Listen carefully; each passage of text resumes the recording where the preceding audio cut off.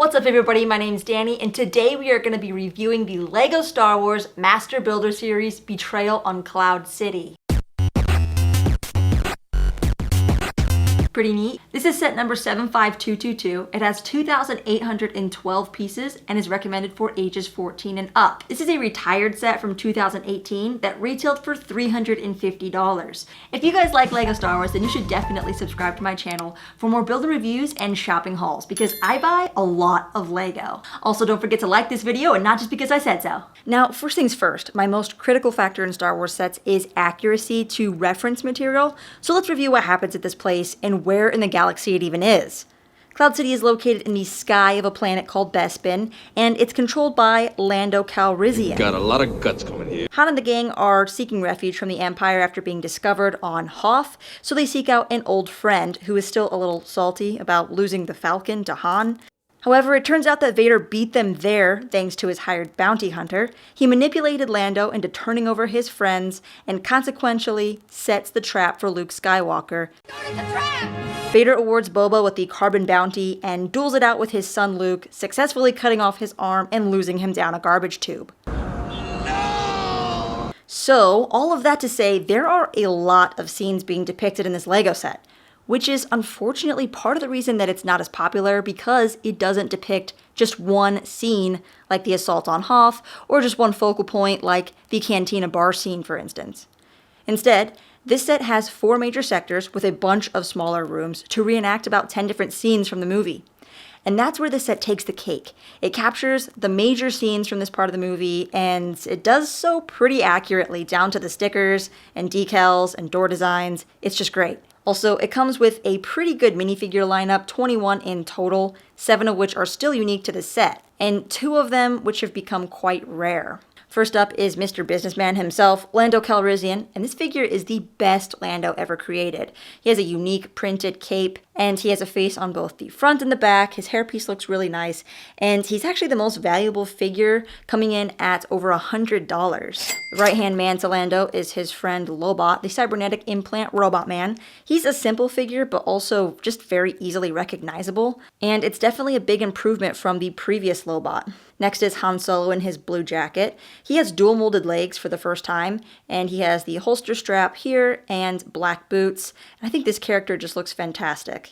Leia in her Bespin outfit is obviously unique to the set, but she has a really nice red dress piece with the white cape, and this is the same crown hair piece as the other figure, but just get a load of this dress. I think it looks so good. Then there's Boba Fett with arm printing, and he's the second most valuable figure in this set. He has a rangefinder, the shoulder cape, and the dent printed on top of the helmet.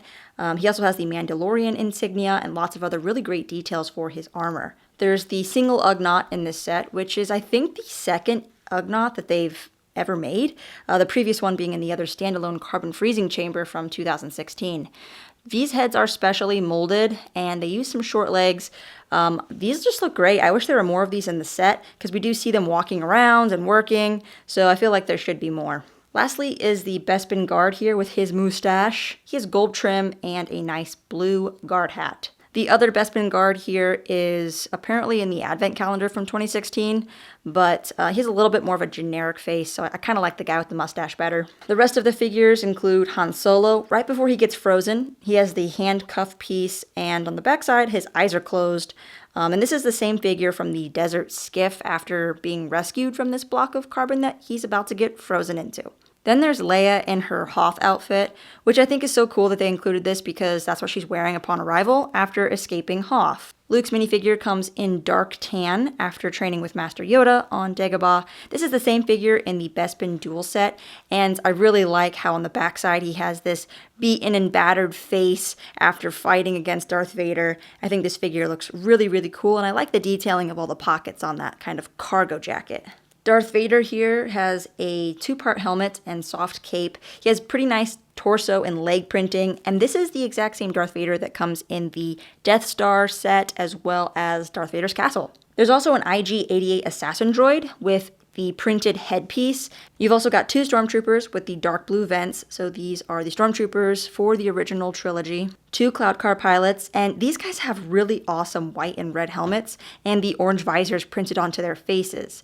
They also have this little logo printed onto their torso, and they fit nicely into the dual Cloud Car. And of course, to complete the gang, we get Chewie and the droids, and they're actually the same figures that we've had in lots of other sets, so there's nothing really new here, but it was still necessary to have included them, and I'm glad they did. The very last figure, which isn't really a figure, but this Carbonite Brick, this has bars on either side so that you can attach it to various different clips, such as the carbon freezing chamber. Okay, getting into the rest of the set, there are 10 different sections here, and one rather noticeable detail is actually the inclusion of the Slave 1 instead of the midi-scale Falcon. I think it's cool to note that the midi-scale Falcon would actually fit onto this platform, so that size comparison done here by Brother Brick is just absolute genius. The Slave 1 was a great decision for this set since you can place the frozen Carbonite Han Solo straight into the bottom of this ship, which is such a cool play feature. My vehicle here unfortunately is missing a few pieces, so I swapped them out with gray for the time being, but please note that these should be maroon and there should be some roughed up gray stickers here on the front. Otherwise, this is a pretty sturdy little ship. It's really easy to swoosh around and play with. The cockpit opens up and there are stud launchers here on the side, in addition to the cannons there on the front. It also has some orange sliders on the back as the jets, and I'm just really happy about all the details they were able to pack into such a small scale build.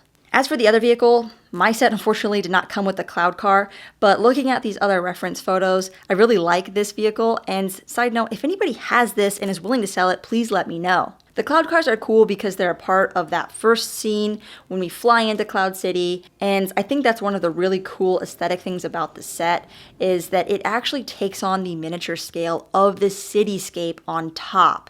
It's not just decoration. I think it's really meant to look like the shape of the entire city, and even though the events take place within small sectors, you still get that feel that this is Cloud City. Kind of going along with the events of the movie, they enter into this white room here, which has these sticker decals, which are crazy accurate to the movie, actually. This scene right here lines up so well to the decals that they were able to create. And then there's this wonderful little sculpture and sliding door to the landing pad. In fact, there are 3 sliding doors on this set and 3 upwards sliding doors that have this great play feature where you can lock it into place and keep the doors open and then pull the pin out and the door closes. This little hallway leads into a small room with some greebling on the sides, kind of like pipes. This is actually where C-3PO kind of wanders off and gets blasted into pieces by a stormtrooper. And then later we see that he gets taken to an incinerator room where they've done a lovely job of recreating this conveyor belt with Technic pins. And this is also the place where you set that little IG-88 droid as seen in the movie. I mean, come on, that Easter egg is hardcore. I like the build of this incinerator, and this room just looks really good, but I would maybe add just a bit more junk here and there, maybe some old gears and droid parts. Meanwhile, getting back to the white room, Han and Leia are waiting for Lando in this room, and there's some really nice details, a small seating section with this sculpture, just some transparent 1x1 plates, and a really nice wall sticker. Again, LEGO just adding the artistic value with the stickers. Well done. Thinking they're going to be welcomed to a meal in the next room, they're instead greeted by Darth Vader and a squad of stormtroopers. This room has the dining table, the lights, and the door design down to a T, and I love that you can open and close these doors. That's just a great added play feature. Then things start to turn bad, and we go from the white rooms to the red rooms. Han gets taken into a holding cell, which here it's quite small, and then there is this little bed and torture chair. This torture chair is actually built so well, it just works so well in LEGO. Also note that on the way to the torture chamber, there is this sticker piece down the hallway, which just again, another nice detail. There's another one on this column, and then this door into the torture chamber is a sliding door, and the one over to the right, which is the incinerator room, is also a sliding door, so lots of fun little nooks and crannies here and there. This hallway goes right out into the carbon freezing chamber, and I kind of wondered, why does Lando have a carbon freezing chamber anyways? Are these common? Anyways, this freezing chamber is top notch. The moving feature on this is so smooth, taking Han right down and bringing up the carbon brick that clips on so nicely. I like the use of the orange pieces all around the perimeter, and what I used to call the wing pieces. It really does help shape it, but there's also these hinged plates under here that do help accomplish that round build. So this carbon freezing chamber might be like my favorite part of the set. So now we're about at the time when Luke arrives and he sneaks in undetected.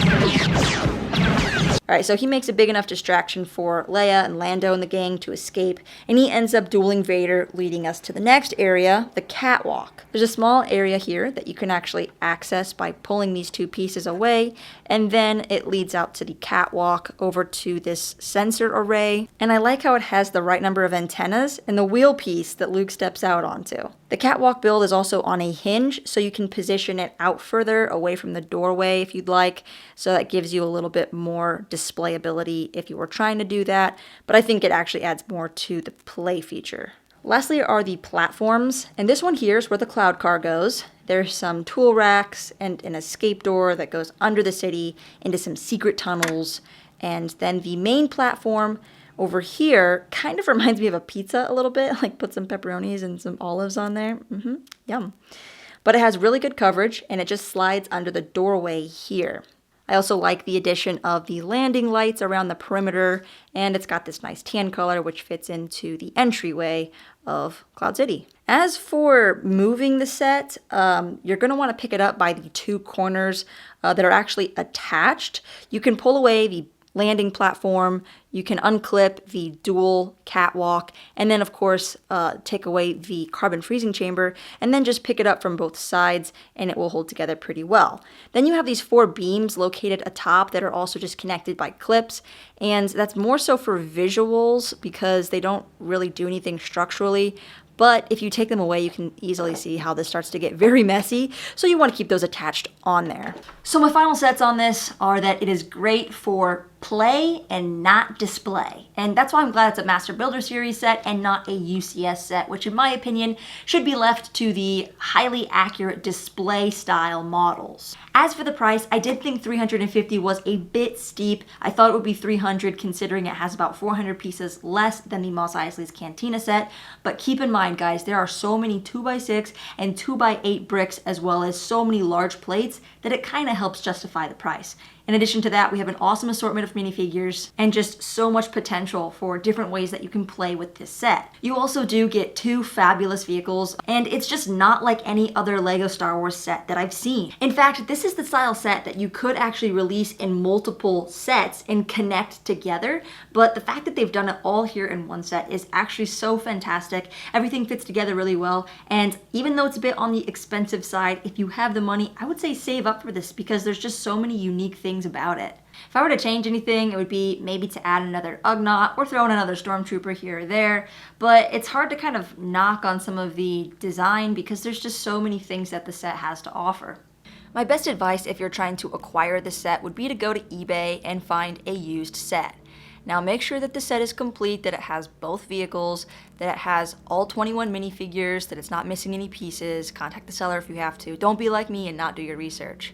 Most importantly, there are 3 minifigures to really watch out for, and that is the Lando Calrissian with the printed cape, the Boba Fett with the printed arms, and the Han Solo with his dual molded leg piece. All 3 of those figures are quite expensive, even if you had to replace one piece, so make sure that they're all genuine. My second tip would just be to be patient because right now there are not a lot of sets that are currently being sold, but they kind of come and go over time. So be patient, look for the right price, and my third tip would be try not to pay more than about $400 for this set used.